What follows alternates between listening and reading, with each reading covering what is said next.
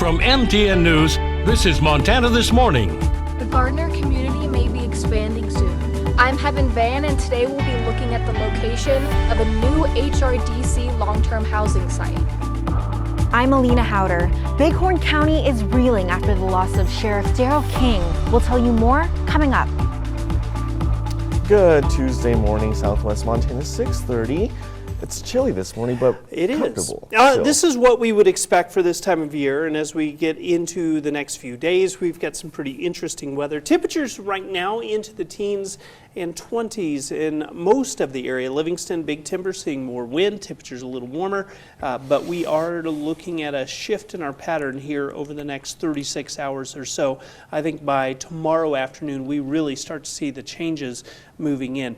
Day planner calling for highs near 50 today. Lots of sunshine early, more clouds for the afternoon, and then we shift to more of a winter feel shortly afterward. We'll talk more about what you can expect in just a few minutes. Perfect. Thank you, Matt. Looking forward to the forecast.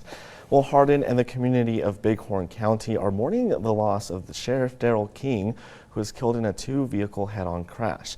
The crash took place around 5 o'clock on Sunday night on Highway 212 near Little Bighorn Battlefield National Monument. King was actually just sworn into the sheriff's position this January. U.S. Attorney Jesse Laslovich issued a statement saying that he was saddened to hear of King's tragic passing, calling him a key partner to all federal law enforcement agencies. Our MTN's Alina Howder was in Harding and spoke with friends and family. There's a cloud hanging over Bighorn County this Monday as friends, family, and community members mourn the loss of 55-year-old Daryl King. The Bighorn County Sheriff accomplished so much in a lifetime that was cut too short. Daryl, we want you back. The patrol cars stretched one after another. A fitting procession as the body of fallen Bighorn County Sheriff Daryl King was escorted back to Hardin Monday. You couldn't ask for a better son, a better brother, a better father. He was one of the greatest men I ever had the privilege of knowing. Mark Denny says his older brother Daryl was his mentor. This is for you, Daryl. A man who made it his mission to make the world a better place. He always wanted to find a way to help the community, and when he said he was going to run for sheriff, we all agreed he would be the greatest sheriff ever. The list of Daryl's accomplishments could fill a novel. He was a Marine who served in Desert Storm in Operation Desert Shield. He was proud of that. He was proud to be a military man. And like I said, he wore it on his sleeve every day. Crow Tribal elected Senator Pat Alden Jr. says that's partly why Daryl was elected. They knew he would get the job done. He's been instrumental in the law enforcement side and curbing the issues of lack of law enforcement in the county and the reservation. Alden says King was also one of the community's biggest cheerleaders, even sending processions of patrol cars to accompany Hardin High teams whenever they would win. Once volleyball came in, he had about over 10 squad cars, law enforcement, escorting them into town. So things like that. I mean, a phone call away, and he loved his community and he wanted to get involved. Daryl is survived by his parents, his wife Mary, and 2 daughters, but he was a friend to anyone who knew him. He didn't make friends, he made family. So everyone that got to know him eventually became a brother, sister, mother, and father. And it's a loss that will take time to heal. He cared for everyone. And the legacy he leaves, I mean, it's going to be hard to feel. And I think that's why it hurts so much. In Hardin, Alina Howder, MTN News. And today we're learning new information about a plane crash that landed into Hungry Horse Reservoir on Saturday afternoon that sent 2 people to the hospital. The Flathead County Sheriff Brian Hino says that 2 people were on board the aircraft and they were traveling from Great Falls to Kalispell when they experienced low visibility. After the crash landing, Hino says that the 2 people who were involved in the crash were able to swim to shore where they were eventually located. They were taken to Logan Health in Kalispell. Right now, the current cause of the crash is still under investigation. And the small town of Gardiner, just to the north entrance of Yellowstone, has hotels and vacation rentals, but something's missing: long-term housing for people who live and work there. Our MTN's Heaven Van reports that there's a plan to build more homes. The Gardiner community may be growing soon as the HRDC plans to build new long-term housing along Jardine Road. Our enrollment right now is 137. When I first was on the board in 2013, it was 250. Pat Baldsley is a Gardiner trustee. She says dwindling school enrollment numbers highlight the struggle residents are facing to live in Gardiner. It's really challenging for families, young families, to stay in the community that want to have the opportunity for either a really secure long-term rental or the opportunity to purchase.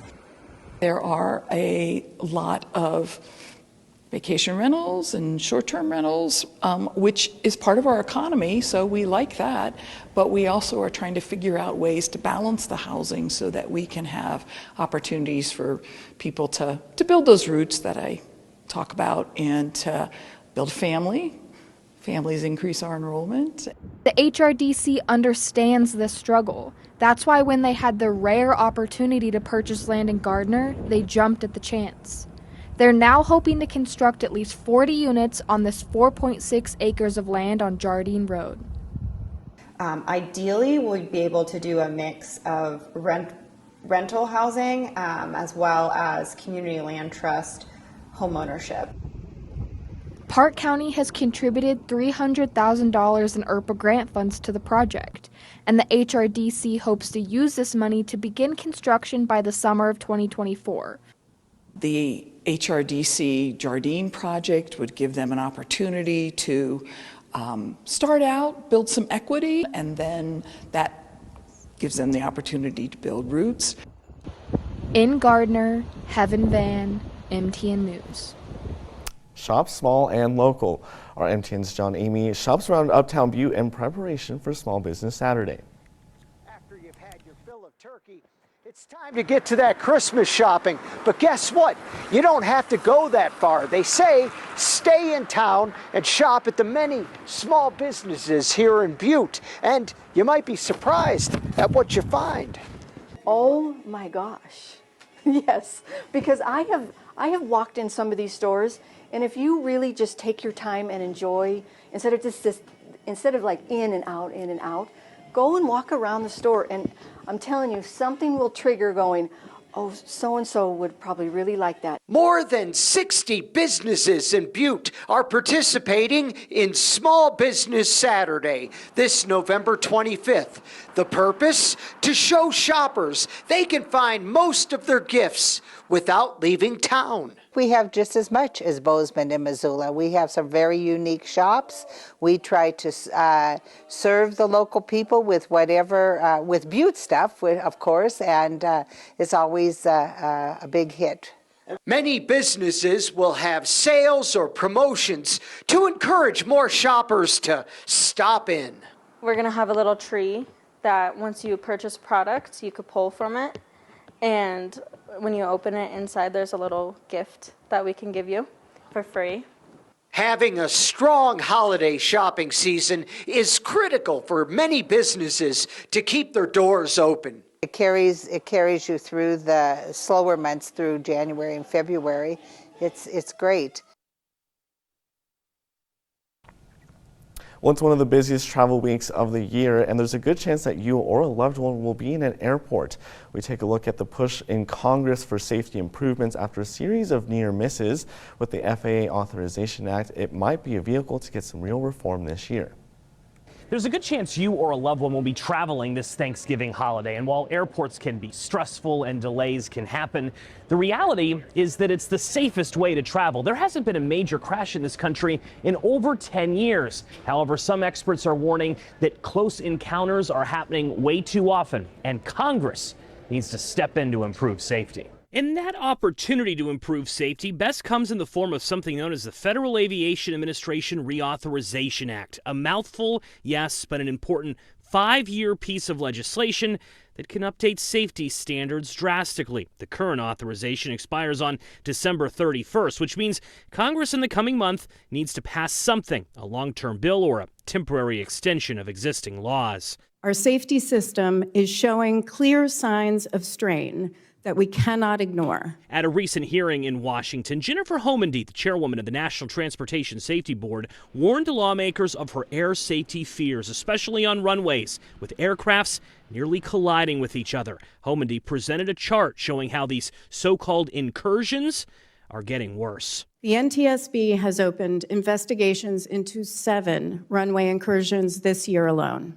In over half, the aircraft got within several hundred feet of each other. Combined, these events put more than 1,300 lives at risk. The NTSB says there isn't one reason why this is happening more. The biggest concerns, though, are air traffic controller shortages, too much overtime and fatigue among staff, mental health challenges, and new employees in need of mentorship. All issues that could lead to a tragedy and all issues that require money to fix. That's the biggest debate as the House and Senate work to negotiate a final bill, which is expected to intensify after Thanksgiving. There is a nationwide shortage of 3,000 air traffic controllers currently, and only 43 airports deploy what's known as surface situational awareness technology that can help prevent collisions. It only takes one missed warning to become a tragedy. Joe St. George, Scripps News, Washington.